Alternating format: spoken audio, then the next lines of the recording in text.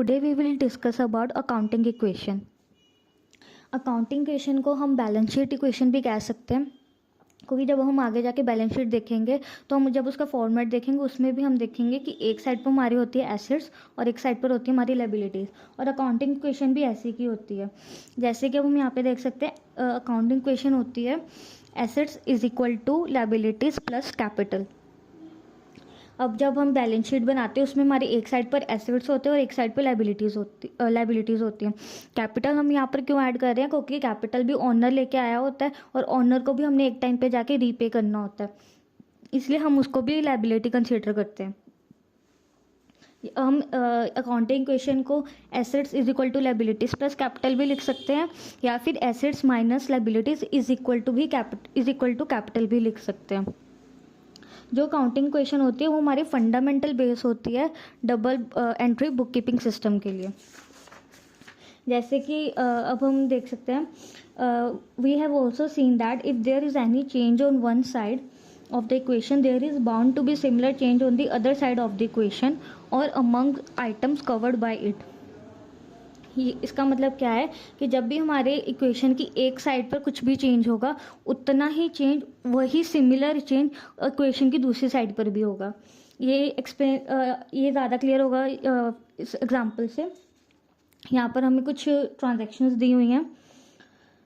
Started business with cash ₹10,000। अब जो honour है बिजनेस का उसने बिजनेस शुरू किया और वो कैपिटल के तौर पर ₹10,000 लेकर आया।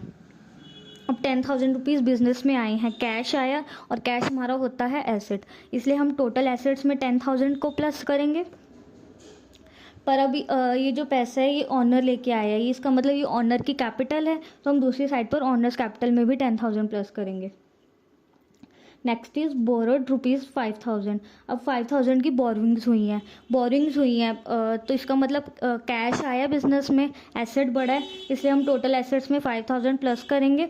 पर हमारी लायबिलिटी भी बढ़ गई, इसलिए अब हम दूसरी साइड पर लायबिलिटीज़ के अंदर भी 5,000 प्लस करेंगे। Next is withdrew cash from business ₹2,000।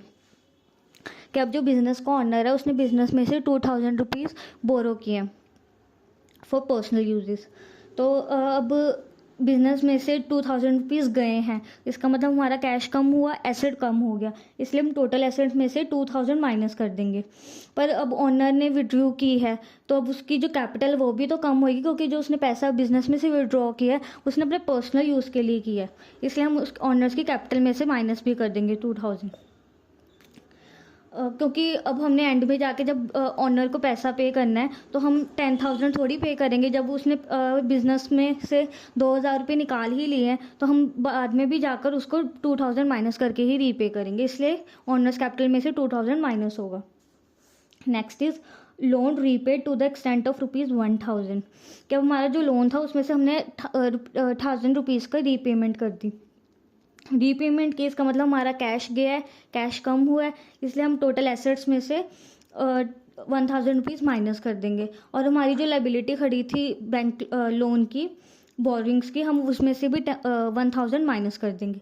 अब हम दोनों साइड्स का टोटल करेंगे, टोटल एसेट्स का टोटल करके हमारे पास आता है ₹12,000, लायबिलिटीज़ का हम देखेंगे 4,000 एंड ऑनर्स कैपिटल का 8,000। अब लायबिलिटीज़ और ऑनर्स कैपिटल एक साइड पे, इसलिए हम दोनों का इकट्ठा टोटल लेंगे, दैट इज़ 12,000 और एसेट्स का है 12,000। जब भी हमारी अकाउंटिंग इक्वेशन होगी दोनों साइड्स का टोटल हमेशा ही सेम आएगा। पर जो ये फॉर्मेट है जैसे हम इसमें से प्लस माइनस कर रहे हैं, ये अभी थोड़ी ट्रांजैक्शंस है इसलिए इजी हो रहा है करने के लिए। बट कई बार क्या होता है बिजनेस की कुछ ट्रांजैक्शन ज़्यादा ही होती है, नंबर ऑफ़ ट्रांजैक्शंस होती हैं, तब ये जो फॉर्मेट है ये हम इसको यूज़ नहीं कर सकते, क्योंकि इससे वो बहुत ज़्यादा कॉम्प्लेक्स हो जाता है। इसलिए एक सिंप्लीफाइड फॉर्मेट भी होता है अकाउंटिंग इक्वेशन को करने का, जो हम अपने नेक्स्ट वीडियो में स्टडी करेंगे। Thank you.